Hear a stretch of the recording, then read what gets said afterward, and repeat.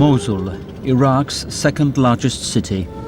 Since the ousting of Saddam Hussein's regime in 2003, its inhabitants have been trapped amid constant sectarian violence. Ubiquitous military checkpoints and shattered infrastructure make everyday tasks difficult. For the Chaldean Archbishop Mosul Emir Shimun Nona, this harsh reality has not deterred him from serving those faithful who still remain. Io sempre cerco di fare quello che la gente anche fa, di non avere. I always try to do what my people are doing and not have a different path, not travel a different route. We have to be like our faithful, our people, live the everyday, go to work, return, go to school. Serving others is for me very important. Only then can I find my humanity, when I give myself to others, but most importantly, when I give my life in its entirety.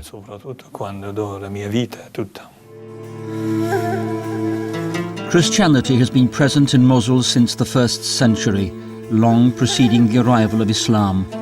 Before the fall of Saddam Hussein, Mosul was home to one of the largest populations of Christians in Iraq. Some 35,000 Christians lived side by side with Muslims. Today these numbers have dwindled to roughly 3,000. Systematic attacks, like the 2004 bombing of the Chaldean bishop's residence, have left this ancient community in ruins.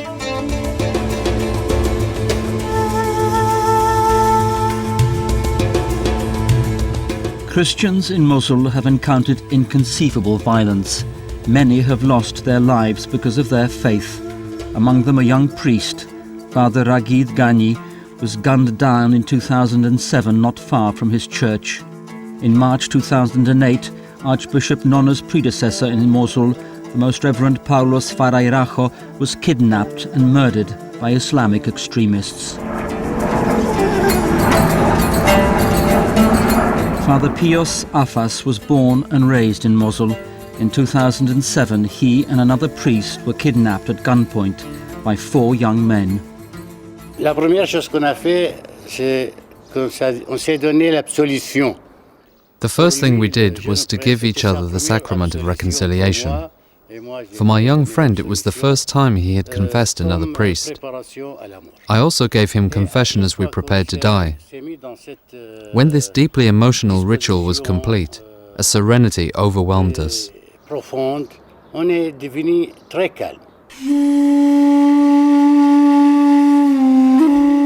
Father Pios Afas and his colleague were released 9 days later after a ransom had been paid.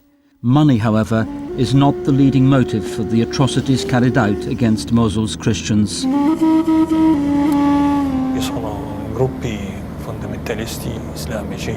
There exist Islamic fundamentalist groups who consider Mosul and Iraq as belonging to Islam. They don't want any other religion here. That is why Christians are persecuted and even killed. The Archbishop's residence was moved to a small family home after the former location was devastated by the 2004 bomb attack. The streets leading to the current bishopric are barricaded, with a military patrol guarding each entrance. Archbishop Nona lives here with 4 of his priests.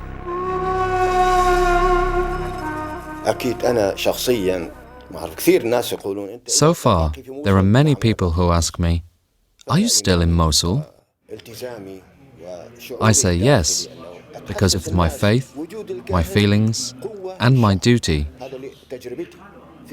I can feel the need of the people for a priest. Our presence is a strength for people and fills their hearts with comfort and encouragement. I am witness to this by my visits to the people in every church I serve. For Archbishop Nona and his priests, it is difficult to talk of the future.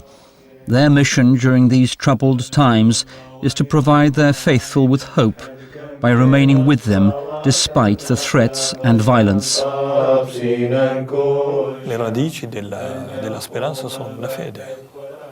At the root of hope is faith. Our Christian faith always gives us hope where there is pain. In darkness, there is always a light somewhere. There is always hope. We are filled with hope that the Lord is with us, that our Christian life and that our faith deserves this kind of sacrifice. Our Christian faith is, according to us, our life. It is everything to us. Secondo noi la nostra vita è tutta.